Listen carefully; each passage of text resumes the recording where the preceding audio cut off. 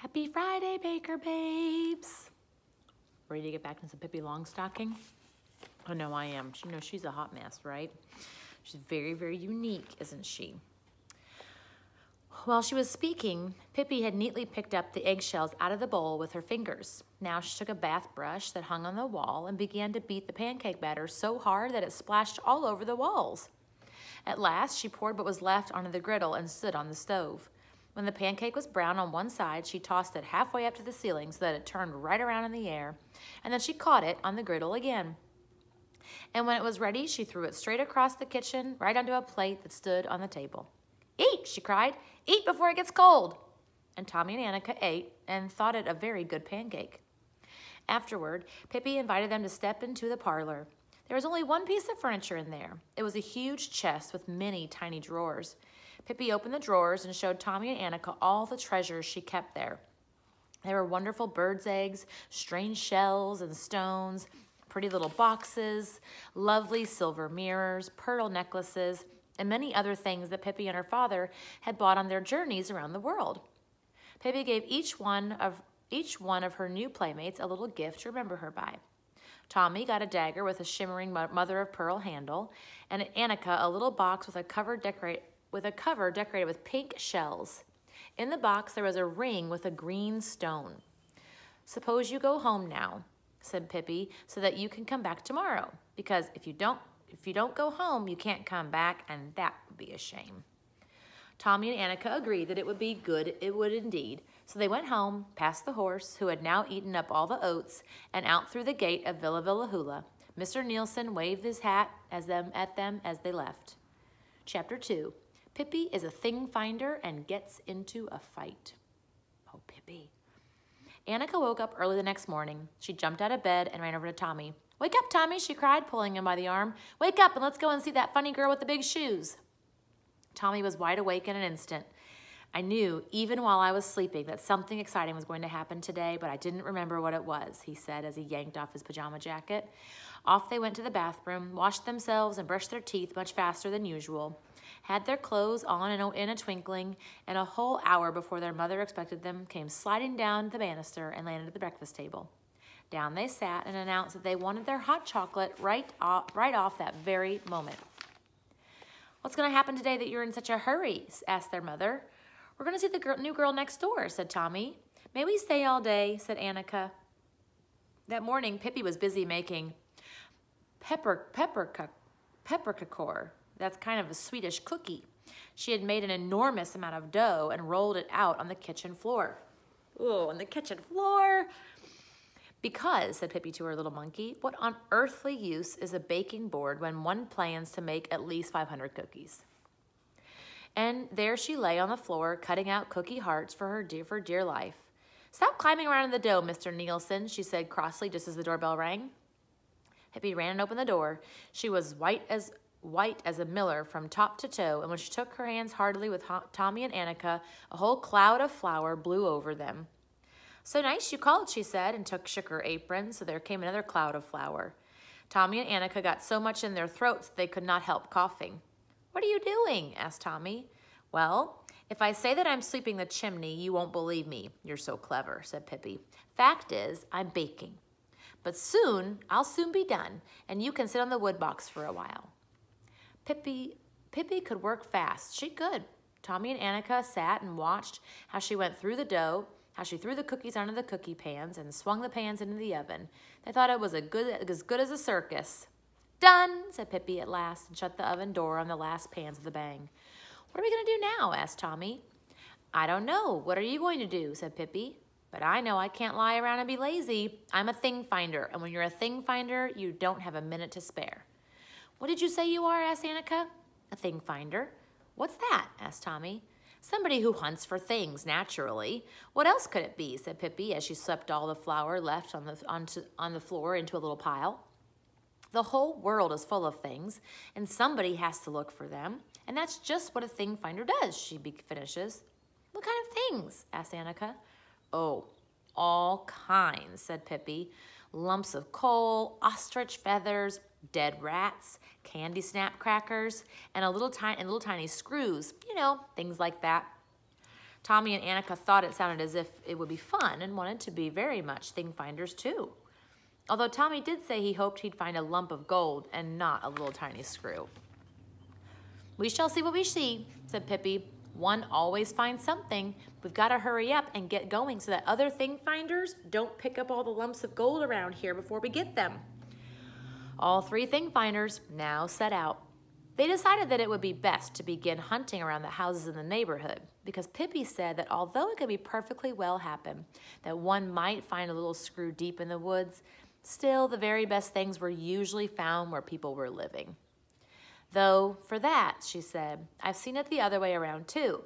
I remember once when I was out hunting for things in the jungles of Borneo, right in the heart of the forest where no human beings had ever set foot. What do you suppose I found? Why, a very fine wooden leg. I gave it away later to a one-legged old man, and he said that a wooden leg like that wasn't to be had for love nor money." Tommy and Annika looked at Pippi to see just how the thing finder acted. Pippi ran from one side of the road to the other, shaded her eyes with her hand, and hunted and hunted. Sometimes she crawled about on her hands and knees, stuck her hands in between the pickets of a fence, and then said in a disappointed tone, Oh dear, I was sure I saw a lump of gold." "May we really take everything we find?" asked Annika. "Yes, everything that's lying on the ground," said Pippi. Presently, they came to an old man lying asleep on the lawn outside his cottage. "There," said Pippi, "that man is lying on the ground, and we have found him. We'll take him." Tommy and Annika were utterly terrified. "No, no, Pippi, we can't take an old gentleman. We couldn't possibly," said Tommy. "Anyway, whatever would we do with him?" "What would we do with him? Oh, there are plenty of things we could do with him. We could keep him in a little rabbit hutch instead of a rabbit and feed him on dandelions. But if you don't want to, I don't care. Though it does bother me to think that some other thing finder may come along and grab him." They went on. Suddenly, Pippi gave a terrific yell. "Well, I never saw the like," she cried, and picked up from the grass a rusty old tin can. "What a find! What a find! Cans, that's something you can never have too many of." Tommy looked at the can doubtfully. "What can you use it for?" "Oh, you can use it in all sorts of ways," said Pippi. "One way is to put cookies in it. Then it becomes a delightful jar with cookies. Another way is not to put cookies in it. Then it becomes a jar without cookies. That certainly isn't quite so delightful, but still that's good too." She examined the can, which was indeed rusty and had a hole in the bottom. "It almost looks as if this were a jar without cookies," she said thoughtfully. "But you can put it over here, over your head, and pretend that it's midnight." And that is just what she did. With the can on her head, she wandered around the block like a little metal tower and never stopped until she stumbled over a low wire fence and fell flat on her stomach. There was a big crash when the tin can hit the ground. "Now see that," said Pippi, and took off the can. "If I hadn't had this thing on me, I'd have fallen flat on my face and hurt myself terribly." "Yes," said Annika, "but if you had not had the can on your head, then you wouldn't have tripped on the wire fence in the first place." Before she had finished speaking, there was another triumphant cry from Pippi, who was holding up an empty spool of thread. "This seems to be my lucky day," she said. "Such a sweet, sweet little spool to blow soap bubbles with or hang around my neck for a necklace. I'll go home and make one this very minute." However, just at that moment, the gate of one of the cottages nearby opened and a boy came rushing out. He looked scared, and there was no wonder because head over heels after him came 5 other boys. They soon caught him and pushed him against the fence, and all 5 began to punch and hit him. He cried and held out his arms in front of his face to protect himself. "Give it to him! Give it to him!" cried the oldest and strongest of the boys, "so that he'll never dare to show himself on the street again." "Oh," said Annika, "it's Willie they're hurting. Oh, how can they be so mean?" "It's that awful Banked. He's always in a fight," said Tommy. "And 5 against 1. What cowards!" Pippi went up to the boys and tapped Banked on the back with her forefinger. "Hello there," she said. "What's the idea? Are you trying to make hash out of little Willie with all 5 of you jumping on him at once?" Bank turned around and saw a little girl he had never seen before, a wild-looking little stranger who dared to touch him. For a while he stood and gaped at her in astonishment, and then a broad grin spread over his face. "Boys," he said, "boys, let Willie alone and take a look at this girl. What a babe." He slapped his knees and laughed, and then, and in an instant, they all had flocked around Pippi, all except Willie, who wiped away his tears and walked cautiously over to stand beside Tommy. "Have you ever seen hair like hers, red as fire, and such shoes?" Banks continued. "Can I borrow one? I'd like to go out rowing, and I haven't any boat." He took a hold of one of Pippi's braids, but dropped it instantly and cried, "Ouch! I burned myself." Then all 5 boys joined hands around Pippi, jumping around up and down and screaming, "Redhead, redhead." Pippi stood in the middle of the ring and smiled in the friendliest way. Banks had hoped she would get mad and begin to cry. At least she ought to have looked scared. When nothing happened, he gave her a push. "I don't think you have a very nice way with the ladies," said Pippi, and she lifted him in her strong arms, high in the air, and carried him to a birch tree and hung him over a branch. Then she took the next boy and hung him over another branch. And then the next one she set on the gate post outside a cottage. And the next she threw right over a fence so that he landed on a flower bed. The last of the fighters she put in a tiny toy cart that stood by the road. Then Pippi, Tommy, Annika, and Willie stood and looked at the boys for a while. The boys were absolutely speechless with fright. And Pippi said, "You are cowards. 5 of you attack 1 boy. That's cowardly. Then you begin on such a helpless little girl around. Oh, how mean."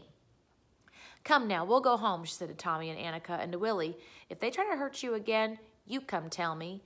And to Banks, who sat up in the tree and didn't care to stir, she said, "Is there anything else you'd have to say about my hair or my shoes? If so, you'd better say it now before I go home." But Banks had nothing more to say about Pippi's shoes or about her hair either. So Pippi took her can in one hand and her spool in the other and went away, followed by Tommy and Annika. Look how she hung him over the branch. Silly, silly. Let me see how much more we have left of this chapter. Oh, we can finish it up. When they were back home in Pippi's garden, Pippi said, "Dear me, how awful. Here I found 2 beautiful things, and you didn't get anything. You must hunt a little more, Tommy. Why don't you look in that old hollow tree? Old trees are usually about the best places for all thing finders." Tommy said that he didn't believe he and Annika would ever find anything, but to please Pippi, he put his hand slowly down in the hollow tree trunk. "Goodness!" he cried, utterly amazed, and pulled out his hand. In it he held a little notebook with a leather cover. In a special loop there was a little silver pencil. "Well, that's strange," said Tommy. "Now see that," said Pippi. "There's nothing so nice as being a thing finder. It's a wonder there aren't more people that take it up. There'll be tailors and shoemakers and chimney sweeps and such like, but thing finders? No, indeed. It isn't good enough for them." And then she said to Annika, "Now why don't you feel in that old tree stump? One practically always finds things in old tree stumps." Annika stuck her hand down in the stump and almost immediately got a hold of a red coral necklace. She and Tommy stood open-mouthed for a long time. They were so astonished.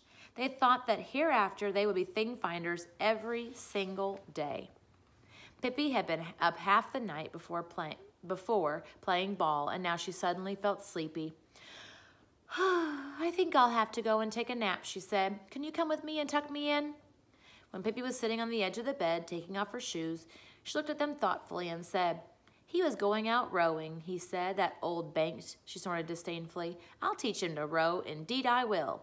Another time." "Say, Pippi," said Tommy respectfully, "why do you wear such big shoes?" "So I can wiggle my toes, of course," she answered. And then she crept into bed. She always slept with her feet on the pillow and her head way down under the quilt.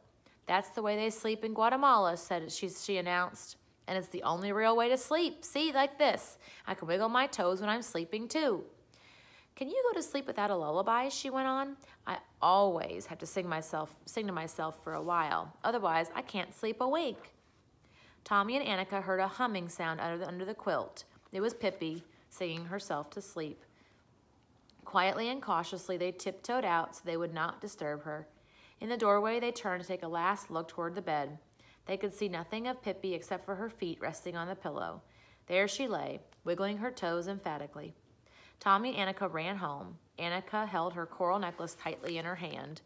That certainly was strange, she said. Tommy, do you suppose that Pippi had put these things in place beforehand?